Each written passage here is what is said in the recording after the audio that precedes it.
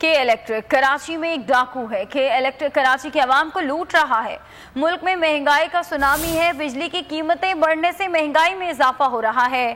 Senator مشتاق احمد نے اپنی گفتگو میں کہا کہ سرکولر ڈیبٹ بھی اس میں بھی اضافہ ہو چکا ہے۔ حیران ہوں کہ کرپشن کے خلاف کام کرنے والی حکومت کے دور میں سرکولر ڈیبٹ 2500 ارب تک جا پہنچا ہے۔ یہ ہے کہ اس وقت جو مہنگائی ہے وہ اتنی ہمہ پہلو ہے، ہمہ گیر ہے کہ گزشتہ 3 سال سے حقیقی معنوں میں عوام کی چیخیں نکل گئی ہیں۔